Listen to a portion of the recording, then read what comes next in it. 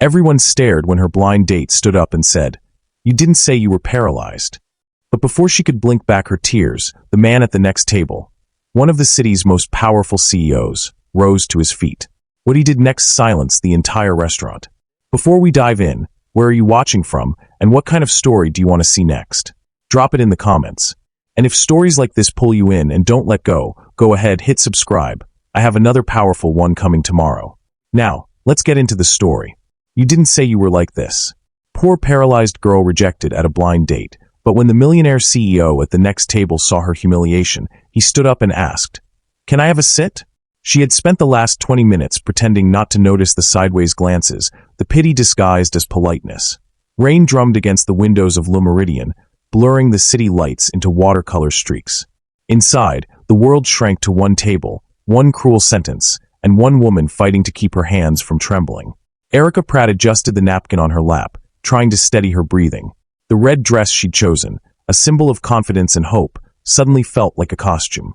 Across from her, Colin shifted uncomfortably, his expression caught somewhere between embarrassment and irritation. I didn't expect this," he said, gesturing vaguely toward the wheelchair beneath the table, as though it were an inconvenience that had ambushed him. His words sliced sharper than she imagined possible. Other diners began to glance over. A couple in the corner whispered. The waiter hesitated mid-step. Erica's throat tightened. She wanted to vanish. "I'm still me, Colin," she said softly. "I told you I'd been through an accident. I didn't hide anything." He laughed nervously. "Yeah, but you didn't say you were, stuck there." The pause that followed was louder than the rain. At a nearby table, a man in a navy suit set down his glass. He'd been watching quietly, his jaw tense. Andrew Ford, founder of Ford Innovations, a name whispered in boardrooms and magazines, wasn't used to feeling helpless. But something in Erica's trembling composure made him stand. Colin pushed back his chair. "I can't do this. I'm sorry." He turned to leave. Before Erica could blink, a calm baritone broke through the hum of the restaurant. "Mind if I sit here?" The entire room seemed to exhale. Erica looked up, startled. The stranger's gaze wasn't filled with pity, but recognition, quiet and fierce. Andrew took the empty seat as if it were the most natural thing in the world. "I figured no one should have to finish dinner alone," he said, voice steady, eyes unwavering. For the first time that night, Erica felt the weight in her chest ease just enough to breathe. What she didn't know was that the man who'd just sat across from her wasn't a stranger to loss, and what he saw in her that night would change both of their lives forever. That night at Le Méridien was supposed to be Erica's new beginning, a simple dinner, a chance to feel normal again. She had no idea that humiliation would lead her straight into the orbit of a man whose life was built on control, until she reminded him what humanity looked like. The rain outside Le Méridien hadn't stopped. It streaked down the tall glass windows in silvery ribbons, the kind that blurred reflections into ghosts. Inside, the restaurant's warmth seemed to press closer, quiet now except for the low murmur of cutlery and conversation. Erica sat frozen, her pulse still racing from the humiliation she'd just endured. The man across from her, Andrew Ford, though she didn't yet know his name, lifted his hand slightly to signal the waiter. He didn't speak right away. Instead, he watched her with the calm patience of someone accustomed to reading boardrooms and storms alike. "2 coffees," he said finally. "Black, please." His voice wasn't commanding, it was grounding. Erica wanted to speak, to thank him or ask him why, but her throat wouldn't cooperate. She had spent so long mastering the art of invisibility, of pretending she didn't notice the pity, the stares, the lowered tones of sympathy. And yet this stranger had just torn through her carefully built walls with 5 simple words. "Can I have a sit?" Her embarrassment burned hotter than the coffee steam rising between them. "You didn't have to do that," she murmured. Andrew leaned back, unbothered by her defensiveness. "I didn't have to know," he replied evenly. "But no one deserves to be made to feel small for surviving." That line landed between them like something sacred. Erica looked up for the first time, truly seeing him. The sharp lines of his suit, the composed expression that didn't quite hide the flicker of something weary behind his eyes. She recognized it instantly, grief. The kind that knows how to hide in plain sight. Andrew's gaze drifted past her for a moment, lost somewhere far beyond the clinking glasses and whispered chatter. In his mind, he saw headlights cutting through fog, the screech of tires, the helpless silence that followed. His sister's voice, Lily, laughing one moment, screaming the next. He could still see the broken curve of her body when the car stopped spinning. She'd lived, but the world had taken her legs and for a long time, his purpose with them. He'd spent years trying to fix things, machines, systems, people, but nothing ever silenced the guilt that nested in his chest. Tonight, though, he'd watched Erica hold herself together in front of cruelty that would have shattered most people. The strength in her trembling hands had reminded him of Lily's determination when she first tried to move her fingers again. That same spark. That same refusal to surrender.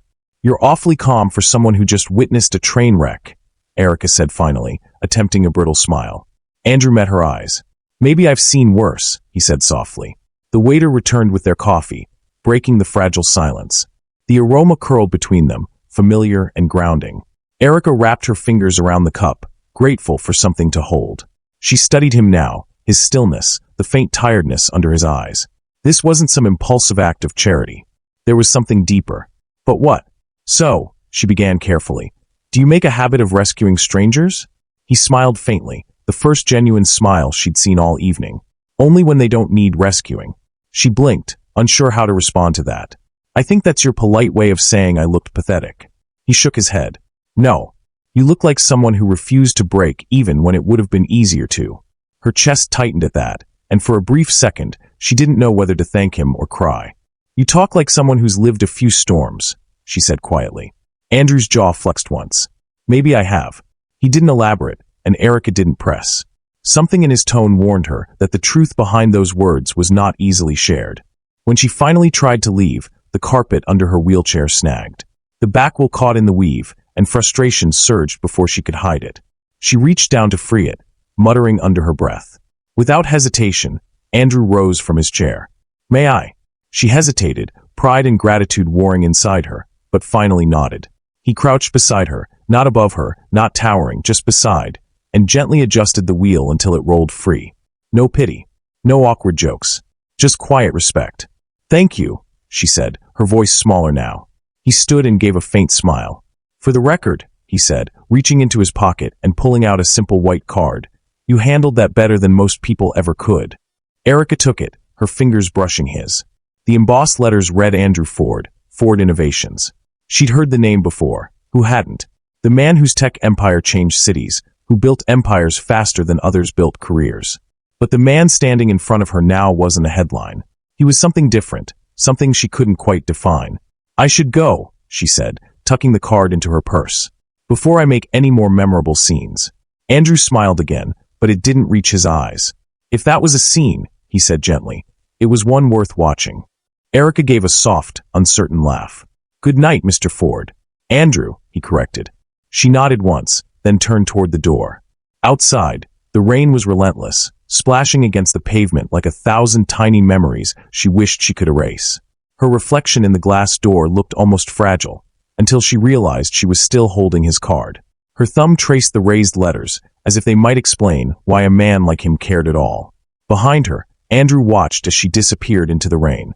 The door closed, leaving him alone with the echo of her quiet strength. For the first time in years, something in his chest stirred. Not attraction, not yet, but recognition. The feeling of meeting someone who unknowingly mirrored your own brokenness. He sat back down, untouched coffee cooling in front of him. His phone buzzed with messages, board updates, investor reminders, the constant noise of his empire. But for once, he ignored them. His mind was elsewhere, replaying the look in Erica's eyes when she'd said, "You talk like someone who's lived a few storms." She couldn't have known how true that was. He saw Lily again, her laughter fading into monitors and morphine. He remembered the promise he'd made at her bedside. "I'll fix this. I'll make the world better for people like you." But money and inventions had done nothing to fill the hollow ache of failure. Tonight, though, a stranger in a red dress had reminded him that sometimes fixing the world didn't mean rebuilding it. It meant understanding the people who had to live in it broken. As he left Le Meridian, the rain met him like an old companion. His reflection shimmered across puddles, half the man he was, half the man he wished to be. Somewhere inside him, a quiet realization began to form. He hadn't just stepped in to save her from humiliation. He'd stepped in to save himself from watching another person be crushed by a world too cruel to care. Outside, Erica turned a corner under the awning, still clutching the card like it might dissolve if she let go. The city lights shimmered through the downpour, and for the first time in a long time, she didn't feel invisible. She didn't know it yet, but this night, this stranger, had set something in motion. Two lives, drawn together by accident and empathy, were about to intertwine in ways neither could imagine. What do you think of Andrew's gesture? Was it kindness, or something deeper he doesn't yet understand? Let me know your thoughts in the comments. Would you have trusted him in Erica's place? The rain had long stopped, but its memory lingered in the damp chill of early morning streets. For Erica Pratt, the days following that night at Le Méridien felt strangely quiet. She buried herself in work at Rise Again Tech, the small nonprofit she'd built from nothing but grit and purpose. Her team was small, 6 employees, mostly volunteers, and their mission simple: teach people with disabilities to use adaptive technology to regain their independence. But no amount of focus could silence the echo of Andrew Ford's words. No one deserves to be made to feel small for surviving. It had replayed in her mind as she lay in bed, as she pushed her wheelchair across the office, even as she smiled through meetings. Something about his tone, steady but scarred, had unsettled her in ways she couldn't explain. Still, life didn't wait for healing. That week, her funding request to a major foundation was denied. Again, the email sat open on her laptop, the polite rejection sounding colder each time she read it. While we appreciate your mission, our focus this quarter has shifted towards scalable ventures. Scalable. The word stabbed at her. Apparently, helping people walk again, live again, wasn't scalable enough. Her assistant, Maya, poked her head into the office. You still going to that investor summit today? You've got the 5 o'clock pitch slot. Erica sighed, rubbing her temples. Yeah, I'll go. Maybe someone out there still believes compassion can turn a profit. Hours later, she rolled into the sleek glass atrium of the Global Impact Conference. The hall gleamed with expensive optimism, banners of smiling entrepreneurs, the scent of polished ambition thick in the air. Rows of investors sat with tablets glowing, waiting for the next pitch to impress them. She took a steadying breath, clutching her folder of notes. You belong here, she told herself, even if they don't see it. Her turn came, and she rolled onto the stage beneath the bright lights. Cameras flashed. A few faces softened when they saw her wheelchair, sympathy flickering like a reflex. She ignored it, launching into her presentation with quiet authority. Rise Again Tech was founded to empower people who've lost mobility, not just physically, but in life. We teach adaptive coding, software use, and accessibility design to those society often leaves behind. Her voice steadied as she spoke, her passion drawing nods from a few corners. For a moment, she forgot the rejections, the stares, the pity. She was back in her element, driven, capable, unapologetic. Then, as she clicked to her final slide, she saw him. Andrew Ford. Front row. Calm, composed, the same unreadable expression she remembered from Le Méridien. His eyes met hers, and in that instant, the room disappeared. The memory of rain and humiliation flooded back, mixed with the scent of coffee and his low, grounding voice. Her hand faltered slightly on the remote, but she caught herself before anyone noticed. Except him. He noticed everything. When she finished, polite applause filled the hall. She thanked the panel, then rolled off the stage, her pulse hammering. What is he doing here? She wondered. Of all people. Andrew, meanwhile, sat perfectly still. But his mind was anything but calm. He'd recognized her the second she appeared on stage. The red dress replaced by a navy blazer, her hair tied back, her confidence radiating through every word. The woman from the restaurant had transformed from a figure of heartbreak into one of defiance. And that spark, the one he'd seen in her eyes that night, was burning brighter than ever. When the session ended, he waited. He'd listened to dozens of pitches today, most filled with buzzwords and empty metrics. But hers was about impact measured in lives changed. He found her in the networking lounge, her wheelchair angled near the refreshments table as she spoke to another attendee. She noticed him before he reached her. Her expression froze, half recognition, half guarded curiosity. Miss Pratt, he greeted smoothly. Mr. Ford. She forced a polite smile. Didn't expect to see you here. I could say the same, he replied. But I'm glad I did. Erica tilted her head. You came to invest in tech, not in pity cases. He didn't flinch. I came to invest in potential. And from what I saw, you have more of it than most. Her eyes narrowed slightly. Is that your way of offering charity? Andrew smiled faintly. If I were offering charity, I'd be writing a check. I'm offering a partnership. She blinked. A what? He handed her his card again. The same one from that night, now slightly bent at the corner. Ford Innovations is launching a new division, the Ford Accessibility Initiative. We're looking to collaborate with organizations that are already making an impact. Yours fits the vision. She studied the card like it might explode. Why me? Because you remind me what strength looks like, he said simply. The honesty in his tone disarmed her. No theatrics. No pity. Just truth. Still, her guard stayed up. And what's in it for you, Mr. Ford? He met her gaze, unblinking. Redemption, maybe. She frowned at that, not knowing what he meant. I don't take handouts. Good, he said, his voice dropping lower. Because I don't give them. I build things, with people who know how to fight for them. Their silence was charged, the kind that vibrated with things unspoken. She glanced down at his card again, weighing every unspoken warning her instincts screamed at her. This man was power personified, money, influence, charm. Everything she'd learned to distrust. And yet, something about him felt real. I'll think about it, she said finally. Do, he replied. But don't think too long. The world doesn't wait for courage. He turned to leave, but paused halfway. By the way, he added over his shoulder, you were remarkable up there. I remember that same fire the night we met. It's good to see it burning brighter. For the first time in a long while, Erica felt the faintest warmth touch the place humiliation had lived.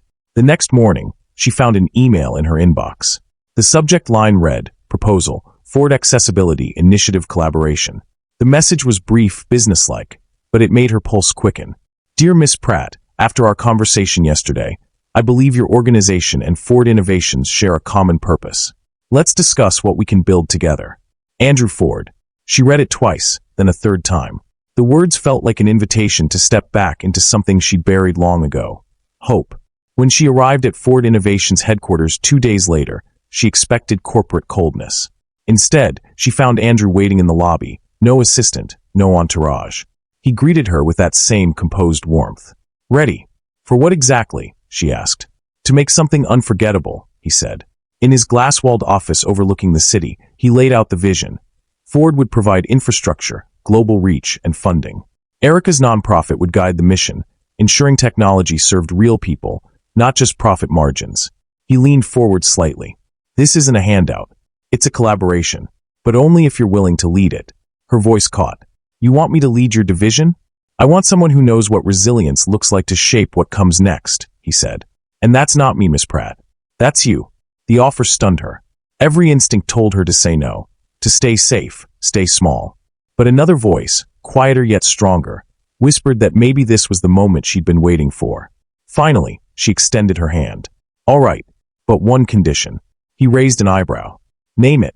No favors, she said firmly. I earn what I build. Andrew's lips curved into a smile that reached his eyes this time. Then let's build something unforgettable. Their handshake lingered a second longer than necessary, a spark of understanding passing between them. Neither spoke of that night at Le Méridien, but both felt its shadow and its light. As Erica left his office, the skyline gleamed beyond the windows, sunlight scattering across the glass towers. A new chapter had begun, not just for her foundation, but for both of them. And though neither dared admit it, something far more dangerous than business had already begun to take root. Would you have trusted Andrew's offer if you were in Erica's place? Or walked away before the line between help and heart blurred? Tell me what you think below. For weeks, the partnership between Andrew Ford and Erica Pratt unfolded with the precision of two professionals who refused to acknowledge the tension threading through every shared glance. They met in conference rooms filled with glass and sunlight, where ideas flowed as easily as the quiet, unspoken energy between them. What began as business soon blurred into something intimate, not romantic, not yet, but charged. Late nights became their unspoken ritual. The rest of the building would empty, lights dim to a soft hum, and the city outside would glow like molten glass. Erica would sit near the window, her laptop open, notes scattered around her, while Andrew lingered at the edge of the room, sleeves rolled to his forearms, focus sharpened on her words. They were equals in intellect, but opposites in rhythm. Erica worked with quiet intensity, driven by empathy and lived experience, while Andrew thrived in precision and control. Yet, in those quiet hours, he found himself learning more from her silence than he ever had from all his boardrooms combined. One evening, as the clock crept past midnight, Erica rubbed her temples and sighed. You ever think about how strange it is? She murmured. Andrew looked up from his notes. How strange what is? That people like us, who've both been through hell, still chase building things. Still try to fix the world when we haven't really fixed ourselves. He leaned back in his chair, studying her. Maybe that's why we build things, he said. Because fixing ourselves feels impossible. Her eyes lifted from the screen, curious. That sounds personal. He hesitated, a rare crack in his armor. Then he spoke quietly. My sister, Lily. She was 19 when it happened. Car accident. Paralyzed from the waist down. Erica's breath hitched. I didn't know. You weren't supposed to. His voice softened. It was my fault. I was the one driving. I was 24, reckless, too proud to admit I was exhausted. I thought I could handle it. One wrong turn, 1 second of distraction. His jaw tightened. I keep trying to build things that might fix what I broke. The silence that followed wasn't empty. It was heavy with recognition. Erica's eyes glistened under the low light. You sound like someone carrying ghosts, she said softly. He met her gaze, a flicker of self-deprecation in his half-smile. Aren't we all? For the first time, she saw beyond the headlines and corporate polish. Andrew Ford, the brilliant CEO, wasn't driven by ambition. He was haunted by guilt. Her voice trembled when she spoke again. My fiancé, Daniel, was driving the night of my crash. It was raining. We were coming back from an engagement dinner. Her eyes unfocused, staring into the past. A truck ran a red light. He died instantly. I woke up 3 days later and couldn't feel my legs. Andrew swallowed hard. Erica. She shook her head, blinking back tears. The doctors told me I was lucky to be alive. But for a long time, I didn't feel lucky. I felt hollow, like I'd been left behind. He wanted to reach out, but something in her expression warned him not to. How did you survive it? He asked quietly.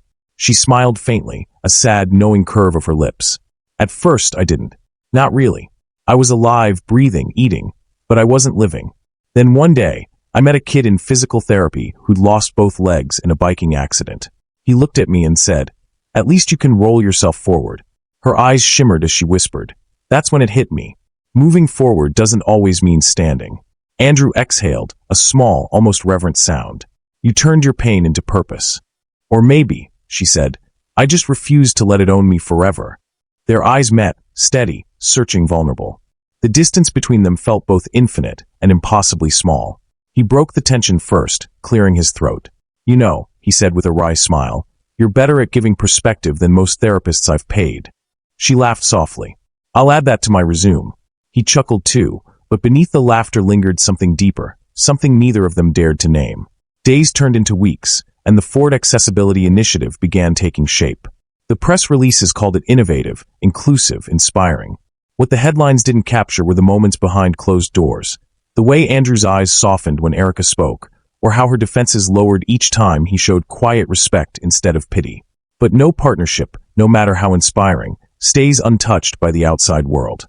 One afternoon, while Erica was reviewing prototype designs with the engineering team, Maya rushed in holding a folder. Erica, you need to see this. Inside were proposal documents from a company bidding on a new Ford Innovations contract. The name stamped on the front froze her blood. Colin Wright. Her ex-blind date. The man who'd walked out on her at Le Meridian. She tried to steady her breathing. Why is this here? Maya hesitated. He's representing a startup applying for a software contract with Ford. Their pitch meeting's next week. Erica's stomach churned. And Andrew? He'll be leading the review panel. That night, she stayed late again, pretending to focus on numbers while her mind spiraled. When Andrew entered the office, she didn't look up. You're still here, he said, placing 2 coffees on her desk. You're worse than me. Old habits, she murmured. He studied her face. Something's wrong. She sighed, deciding whether to tell him. One of the applicants for your upcoming contract. Colin Wright. His expression hardened slightly. The man from that night? She nodded. For a long moment, neither spoke. Then Andrew's voice lowered. Do you want me to remove him from the list? Her head snapped up. No. I don't want special treatment. He made his choices, so did I. If his company's good, let him compete like everyone else. If it's not, she gave a small, defiant smile. Then that's karma. Andrew's lips curved into a slow smile. You're remarkable, you know that? She looked away. I'm just tired of being defined by what broke me. His eyes softened. Then let me make you a deal. You stop defining yourself by your scars, and I'll stop pretending mine don't exist. She turned toward him, the humor fading into something fragile. That's not a fair deal. Why not? Because you're good at hiding yours, she said. Mine roll in with me wherever I go. Andrew didn't answer right away. He simply stepped closer, lowering his voice. That's where you're wrong, Erica. Yours tell the world you survived. Mine just tell me what I've lost. The air between them thickened again, electric and unspoken.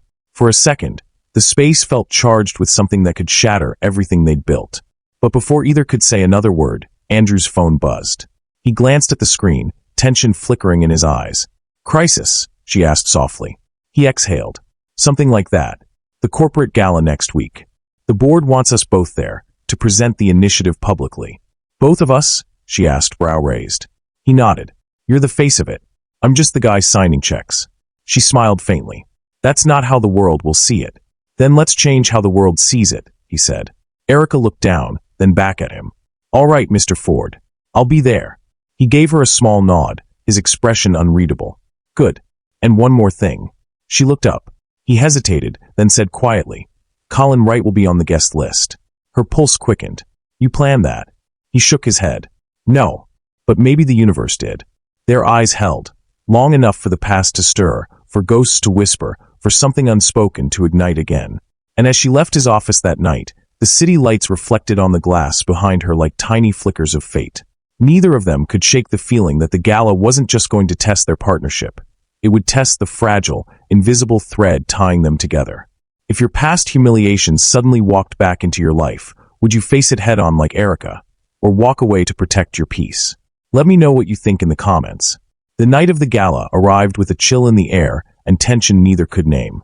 The Ford Innovations annual benefit was the kind of event that made the city stop and stare, a gathering of wealth, press, and whispers dressed in silk and ambition. Photographers lined the marble steps, flashbulbs painting the night in white bursts. Inside, the grand ballroom shimmered with gold light, every chandelier glinting like a promise. Erica Pratt adjusted her black gown in the reflection of the car window as the driver opened the door for her. The dress was sleek, elegant, its simplicity making a statement of strength rather than extravagance. As she rolled out, the polished floor beneath her wheels gleamed like obsidian. For a moment, she froze at the sight of the staircase leading to the main entrance. Then a ramp, discreetly built to the side, caught her eye. She smiled to herself. He thought of everything, she murmured, knowing Andrew had ensured it was there. Inside, the low hum of conversation washed over her. Journalists circled with cameras, champagne glasses clinked, and a jazz trio played something soft and expensive. Eyes turned her way. Not in pity this time, but curiosity. The woman beside Andrew Ford wasn't someone to be dismissed. She was part of the story now. Across the ballroom, Andrew spotted her before she saw him. For a moment, everything around him faded, the executives, the deals, the social dance of power. She glided through the room with quiet dignity, her confidence commanding attention. The woman he'd first seen under the dim lights of Le Meridien, humiliated and small, was gone. In her place was someone radiant, unbreakable. He stepped toward her, the corner of his mouth lifting in something almost like awe. "Miss Pratt," he greeted, offering a slight bow. "You clean up well." She smiled, amused. "And you look exactly how I expected. Confident, calculated, possibly dangerous." Dangerous. His tone teased, but his eyes didn't. Only if necessary. They shared a look that lingered a moment too long before a voice cut through the crowd. A voice Erica hadn't expected to hear again. "Erica? Erica Pratt." Her chest tightened. Colin Wright stood near the buffet table, glass in hand, his expensive suit doing little to hide the discomfort in his posture. For a brief second, guilt flickered across his face before he plastered on a polished grin. "Wow, it's been a while," he said, approaching with feigned confidence. "Didn't expect to see you here. You look great." Erica's fingers tightened on her chair's controls. "Hello, Colin." Andrew's expression hardened, though he said nothing. He watched the man carefully, every instinct alert. Colin continued, tone falsely light. "I heard you're working with Ford Innovations now. That's impressive. I mean, after everything." "After everything?" she repeated, her voice calm but cutting. "You mean after you walked out on me in the middle of a restaurant?" His fake smile faltered. "Come on, Erica, that was a misunderstanding. I was caught off guard. You know how online dating can be. People don't always show the full picture." Andrew's jaw flexed, but Erica lifted a hand subtly, stopping him before he could speak. She wasn't the woman who needed saving anymore. "You once said I made you uncomfortable," she said clearly, loud enough for those nearby to hear. "I'm glad I did. Growth starts there." A ripple of murmurs passed through the crowd. Colin's face turned pale. Andrew's gaze softened, not out of pity but admiration. Pride swelled quietly in his chest. She'd reclaimed her story without needing anyone to rewrite it for her. Colin mumbled something about needing to find his business partner and vanished into the crowd. Erica exhaled slowly, her shoulders relaxing as the tension drained from her. Andrew leaned slightly toward her. "You didn't just win that moment," he said quietly. "You owned it." She smiled faintly. "I wasn't trying to win. I just wanted to walk, well roll, away with my head up this time." They shared a laugh, the sound softer than the music, but somehow louder than everything else. The rest of the night unfolded in slow, magnetic rhythm. They spoke with investors, answered questions about the Ford Accessibility Initiative, and presented their plans to applause. Every so often, their eyes would meet across the room, an unspoken current sparking between them. When the gala wound down, Andrew found himself watching her again, this time from the edge of the dance floor. She wasn't talking business now. She was laughing with one of the engineers, her face illuminated by the warm light, her laughter full and unguarded. And for the first time in years, Andrew felt something foreign, something he hadn't allowed himself to feel since before Lily's accident. Hope. Later that night, when the last guests had gone and the ballroom began to empty, Andrew offered to escort her out. The corridors were quiet, their footsteps and the soft hum of her wheels echoing down the marble halls. "You were extraordinary tonight," he said. She looked at him, eyes searching his face. Extraordinary, or convenient for PR?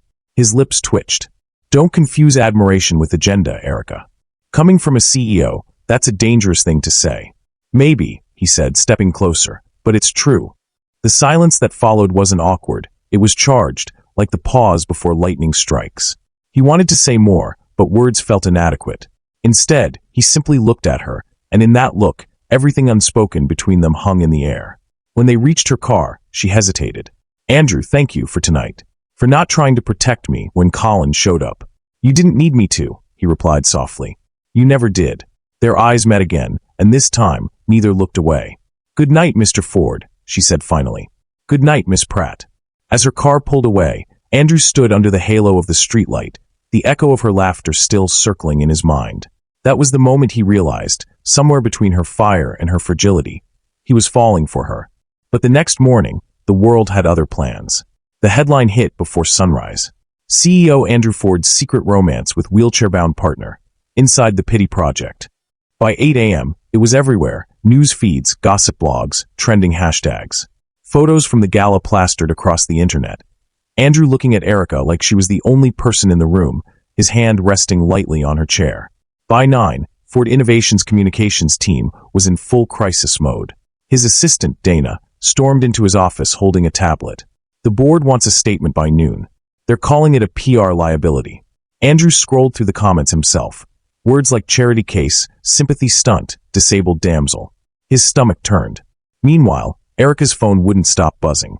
At first, she ignored it, assuming it was friends or reporters. But when she finally opened her messages, her heart sank. The first few were cruel. Then they got worse. "He's only with you for publicity. Stop embarrassing yourself.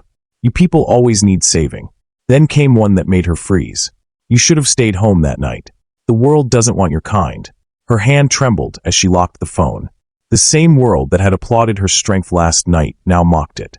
At Ford headquarters, Andrew slammed his fist against his desk. "I won't release a statement that distances me from her," he said through clenched teeth. Dana hesitated. "Andrew, the board's furious. They say you're risking the company's image. Investors are pulling out. They think the foundation's just a cover for." "For what?" he snapped. "For decency?" She flinched, then lowered her voice. "They want you to step back. Let PR handle it. Let her go for now." Andrew turned to the window. The city spread out before him in glittering indifference. For the first time in a long time, he felt something he thought he'd buried, rage. Not the cold, calculated kind, but something righteous. "Tell them," he said quietly, "that if they want to throw her under the bus, they'll have to run over me first. If the world suddenly turned your compassion into a scandal, would you stand by the person who needed you most, or protect everything you built? Let me know in the comments below." By the next morning, the storm had only grown fiercer. Every major outlet was running the story, the CEO and the woman in the wheelchair, with endless variations of pity, speculation, and venom. What should have been a movement for inclusion had been twisted into a scandal of sympathy. Inside Ford Innovation's headquarters, the boardroom felt colder than ever. The company's logo gleamed on the glass wall behind Andrew as 10 of his senior investors sat in a semicircle of judgment. Each face carried the same mix of caution and disdain. "Andrew," began one of them, voice clipped, "we've reviewed the metrics. The company's stock dropped 8% overnight. Major clients are expressing concern about your personal entanglements." "Personal entanglements?" he repeated, barely containing his irritation. Another investor leaned forward. "You've blurred the lines, Andrew. This relationship isn't good optics." The media's portraying it as a charity romance. It makes the company look exploitative. You need to act fast. Andrew straightened his tie, voice low but sharp. So you want me to do what? Pretend compassion is a liability. This isn't about compassion, said another, his tone firm. It's about business. You're a public figure, and she's— He hesitated, searching for a word he wouldn't regret. A complication. The silence that followed was deafening. Andrew rose from his chair slowly, every movement deliberate. A complication, he echoed. You're talking about a woman who's done more for accessibility in 6 months than most of you have done for this company in 10 years. She's not a complication. She's the best decision I've made. The lead investor exhaled. Then you've left us with no choice. Unless you issue a public statement distancing yourself and the company from her, we will begin the process of withdrawing funding. Andrew's eyes darkened. You'd got an entire initiative to protect your image? To protect the brand, the man replied. It's your call. He left the room without another word. Across town, Erica was at her apartment, curtains drawn, laptop closed. Her phone buzzed endlessly, vibrating against the table like a wasp in a jar. She couldn't bring herself to look. Every notification was a reminder of the chaos that had spiraled overnight. When a knock came at the door, she hesitated before opening it. Andrew stood there, exhaustion etched into every line of his face. Can I come in? She nodded silently. The living room was dim, only the faint light from the window cutting through. Andrew set his phone on the coffee table and ran a hand through his hair. I've been in meetings since 6. The investors are threatening to pull out unless I make a statement. Her heart sank. And what do they want the statement to say? That you and I are separate. That our partnership was professional and nothing more. She laughed, but it came out bitter. Professional. Right. Because God forbid the world thinks you're human. Erica. No, Andrew, she interrupted, voice trembling with contained fury. I knew this would happen. I told you they'd twist it. I told you I didn't want to be anyone's scandal. You're not, he said firmly. You're not a scandal, you're. I'm a headline, she snapped. A story for them to consume and forget. You think I don't know how people look at me? The woman in the wheelchair who somehow caught the attention of a billionaire. They're not inspired, they're entertained. Andrew stepped closer, eyes pleading. Let me handle it. Please. I can fix this. Her voice softened, but the pain in it cut deep. You can't fix people's perception, Andrew. You can't fix what they think I am. He reached for her hand, but she pulled back. Erica, don't do this. I won't be anyone's scandal, she whispered. Not yours, not theirs. He stared at her, realization dawning like a slow ache. You're walking away. She nodded, eyes glistening. I have to, before they turn me into something I'm not. The words felt final, and in the quiet that followed, it was as if the air itself broke between them. Then at least tell me this, Andrew said, voice barely audible. Was any of it real to you? Her reply came like a breath of wind, gentle but devastating. That's the problem, Andrew. It was too real. She turned her wheelchair toward the door, the hum of its motor the only sound as she moved away from him. He stood frozen, watching her go, knowing he couldn't stop her without breaking what little trust remained. When the door clicked shut behind her, the silence that filled the room was unbearable. The following days bled together in shades of gray. Erica buried herself in the small tasks that once gave her peace. Emails, paperwork, quiet hours in the studio of her nonprofit, but none of it worked. The world outside seemed louder, crueler. Each article felt like a reopened wound, each whisper like salt. She saw her face on news sites, framed beside headlines like Pity or PR, and The Woman Who Almost Toppled a Titan. Every time she closed her eyes, she was back at Le Méridien, staring at an empty chair across the table. Only now, it wasn't Colin who'd left, it was her.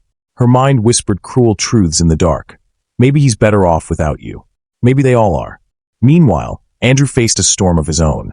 The board began freezing accounts linked to the foundation, suspending contracts, and reassigning staff. The initiative they'd built together, their dream, was now being stripped apart piece by piece. In the chaos, he began noticing something strange. The articles spreading the fastest all came from one particular network, a media outlet owned by Hale Industries. Victor Hale. The name alone tightened Andrew's chest. Hale, his former mentor-turned-rival, had been circling him for years, waiting for the perfect moment to strike. He dug deeper. Within hours, his suspicions hardened into certainty. The smear campaign, the staged photographs, the leak of their partnership, all traced back to Hale's media shell company. But what sent a chill through him wasn't just the betrayal. It was what he found buried in the archives. Hale's name on the report that had accidentally suppressed details of his sister Lily's accident years ago. The same crash that Andrew's hands trembled as he stared at the screen. He covered it up, he muttered. All this time. For the first time in years, his control cracked. He slammed the laptop shut and stood, pacing across his office. The past he'd buried had clawed its way back, merging with the present in a cruel symmetry. Hale hadn't just attacked his company. He'd reignited the very guilt that had driven Andrew for years.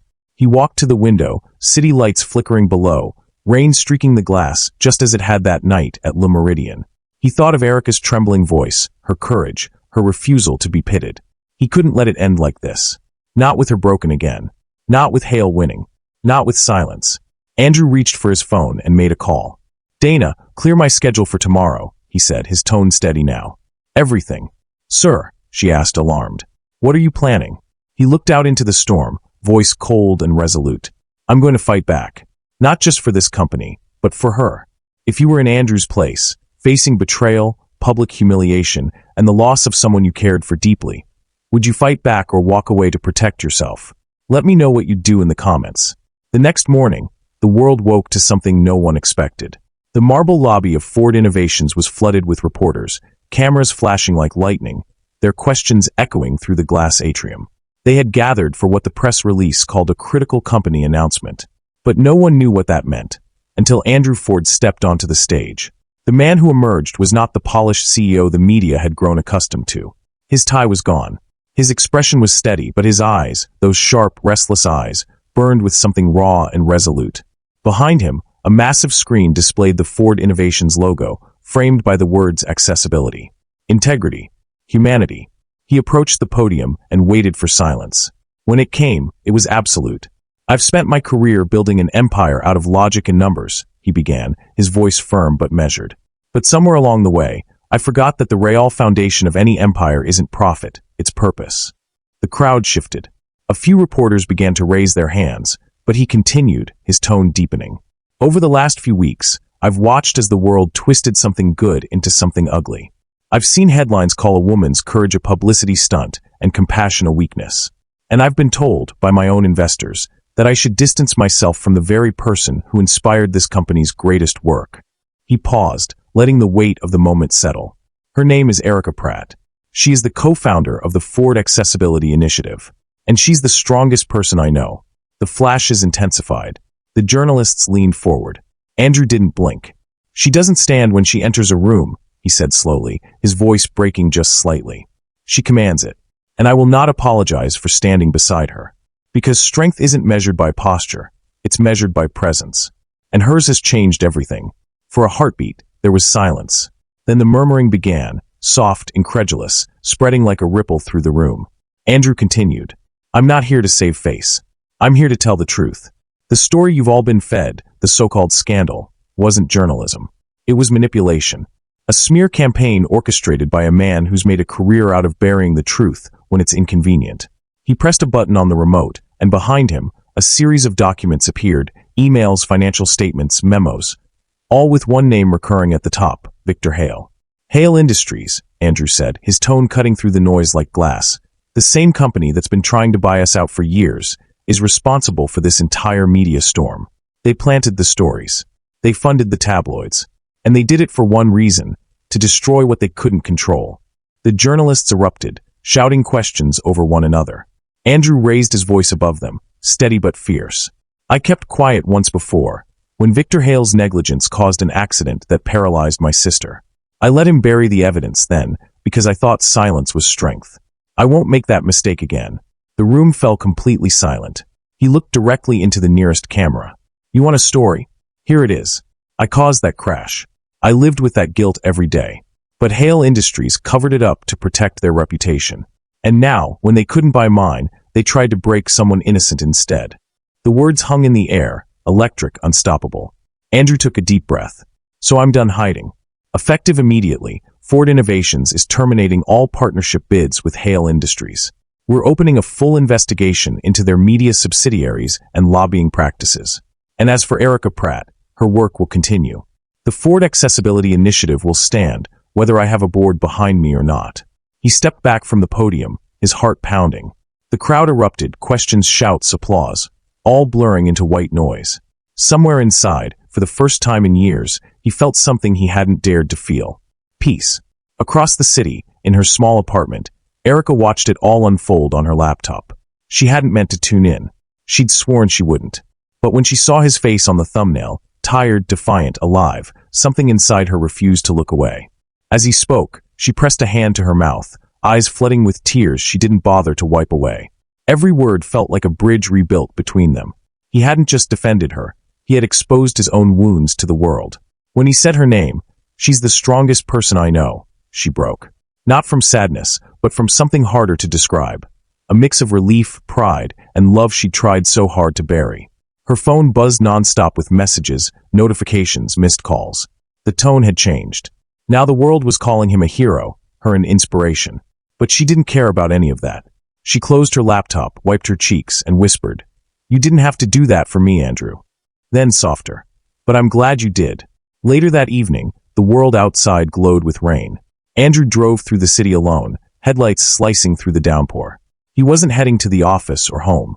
Instead, his car turned down a quiet street lined with oak trees, stopping in front of a modest brick building, St. Helena Rehabilitation Center. Inside, the scent of antiseptic and lilies greeted him. Nurses smiled as he passed, familiar with the man who funded half the center's programs.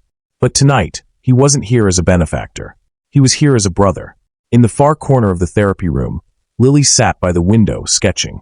Her wheelchair was decorated with sunflowers, her favorite. She looked up when she heard his footsteps. "Andy," she said softly, setting her pencil down. "I saw the news." He exhaled a shaky laugh. "Yeah, I figured you would." She tilted her head, studying him. "You finally told the truth." He nodded. It was time. There was a long pause before she spoke again, her voice gentler now. "You found her, didn't you?" He frowned slightly. "Found who?" "The one who reminds you that forgiveness isn't weakness." She smiled faintly. "You've carried guilt so long you forgot what grace looks like." "I think she reminded you." Andrew swallowed hard. "She reminded me of you. Of what I should have been all along." Lily reached for his hand, her grip surprisingly firm. "Then don't waste it, Andy. Don't let the people who broke you decide who you get to become." He nodded slowly, emotion tightening his throat. "I think I finally understand that." She smiled. "Then maybe it's time you went back to where it all started." By nightfall, the city had quieted. The rain had softened to a whisper as Andrew parked his car outside Le Méridien. Through the window, the restaurant looked almost exactly as it had that night months ago. The same amber lighting, the same corner table. The table where he'd first seen her alone. He sat there for a long moment, watching through the glass, heart pounding with anticipation and uncertainty. For the first time in years, Andrew Ford wasn't thinking about headlines, boardrooms, or reputation. He was thinking about a woman who had turned his guilt into purpose, his silence into speech, and his empire into something human. Then he stepped out into the rain.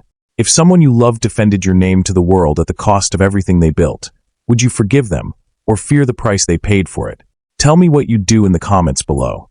The letter came in an unmarked envelope, no return address, no signature.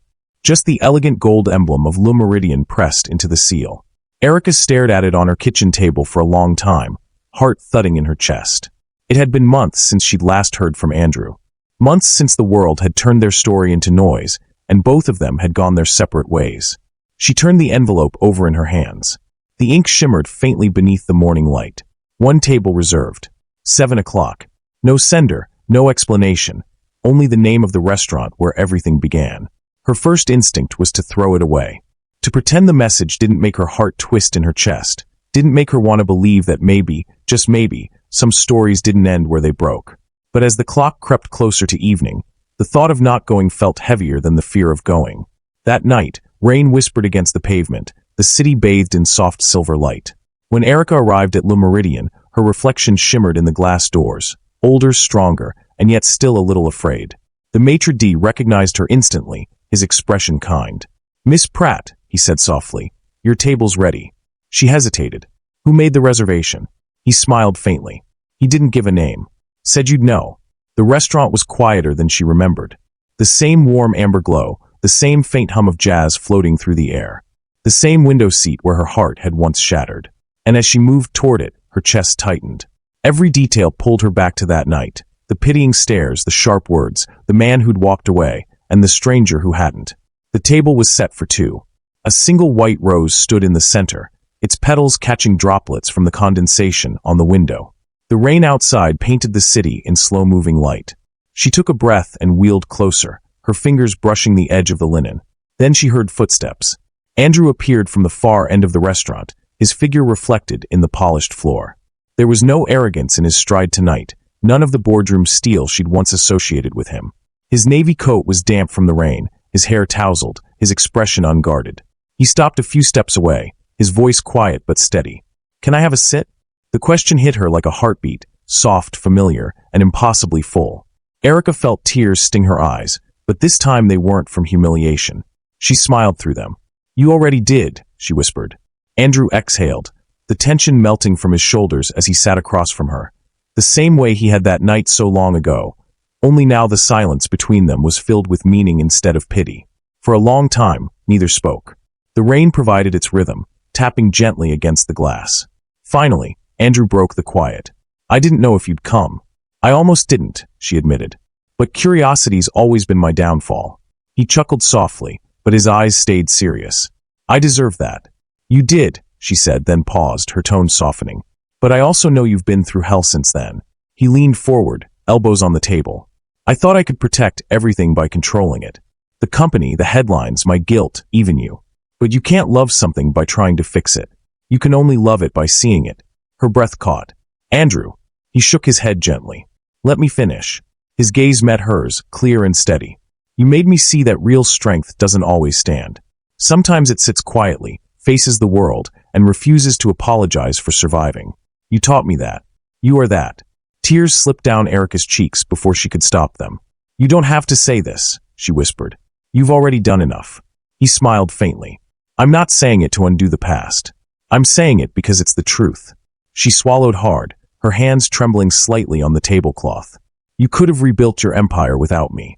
"Maybe," he said, "but what would it have meant? I spent years building things that looked strong but were hollow inside. Then I met someone who showed me what real rebuilding looks like. It's not glass towers, it's courage. It's sitting in a restaurant where you were once humiliated and still holding your head high." Her laughter was soft, choked with emotion. "You always did know how to make an apology sound poetic." He grinned. "That wasn't an apology. That was a confession." She tilted her head, curious.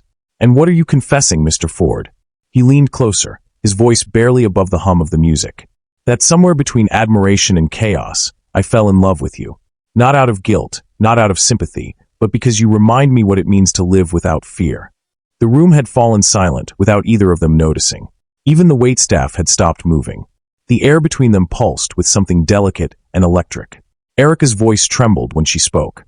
"You know I can't promise you a life without struggle."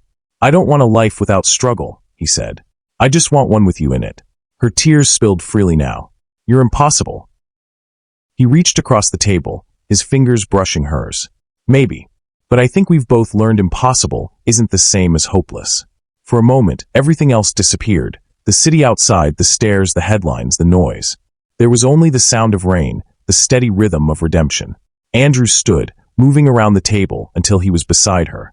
Slowly, he knelt down, meeting her eyes at her level. "Erica Pratt," he said softly, his voice breaking with sincerity. "You turned my silence into something worth hearing. You made me understand that standing tall doesn't require legs, it requires heart." Her lips quivered into a smile. "And you made me realize that not everyone who sits beside you does it out of pity. Sometimes they do it out of love." Andrew's hand found hers again, steady and warm. The entire restaurant seemed to hold its breath. Then, as if the world itself was exhaling, applause began, soft, hesitant, then swelling. Diners stood, smiling through tears of their own. Outside, rain traced long, shimmering paths down the windows. The same rain that had once hidden her tears now mirrored them in silver light. Andrew leaned in, pressing his forehead gently to hers. "We started with a question," he murmured. "Can I have a sit?" Erica smiled through the tears that wouldn't stop. "And you never left." The applause grew louder, a symphony of quiet joy echoing through Le Meridian. As they sat there, hand in hand, beneath the same soft lights and the same falling rain, Erica realized something simple yet profound. The place that had once marked her lowest point had become the beginning of everything beautiful that followed. Outside, the storm began to fade, leaving behind the hush of renewal. Inside, two people who had once been defined by loss found themselves whole. Not because they had fixed each other, but because they had learned to sit with their pain until it bloomed into love. If you were in Erica's place, invited back to the spot where your heart once broke, would you have gone? Would you have forgiven or walked away? Share your thoughts below. It was almost a year later. The rain had returned to the city, steady and rhythmic, like an old song finding its chorus again. Inside Le Méridien, the lights glowed softly over freshly polished tables. The jazz trio in the corner tuned their instruments, preparing for a private reservation that had taken over the entire restaurant for the night. The maitre d' smiled. He knew this couple well by now. The man had called 2 weeks earlier with a simple instruction: make it look exactly the way it did the first time. When Erica arrived, she almost laughed through the sudden swell of emotion. Everything was the same. The scent of roasted coffee and lavender candles, the low murmur of music, the reflection of city lights on glass.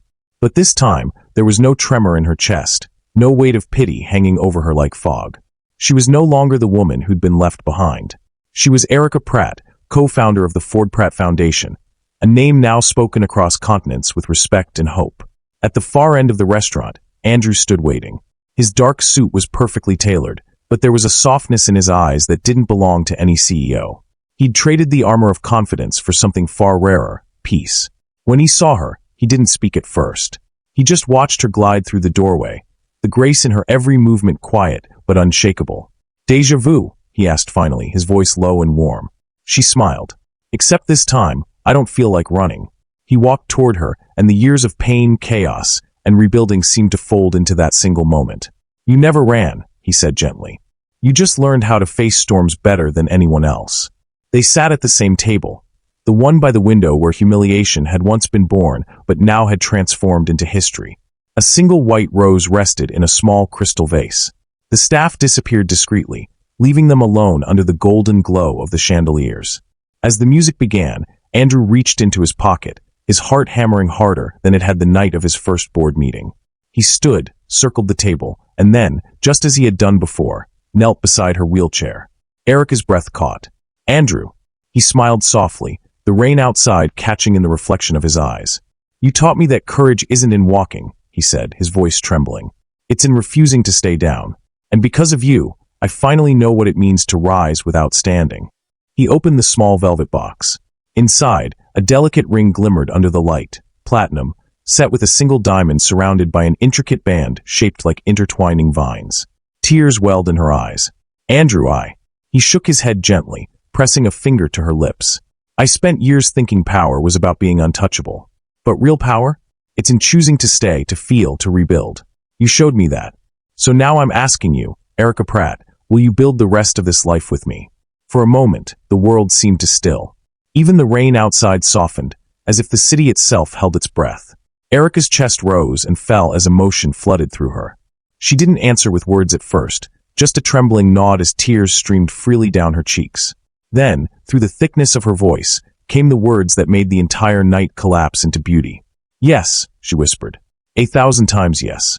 Andrew's eyes closed in relief, and when he slid the ring onto her finger, the restaurant erupted in soft applause. Staff who had pretended to busy themselves now stood at a distance, smiling like witnesses to something sacred. Erica laughed through her tears as Andrew rose and kissed her forehead, lingering there, the world around them melting into light and sound.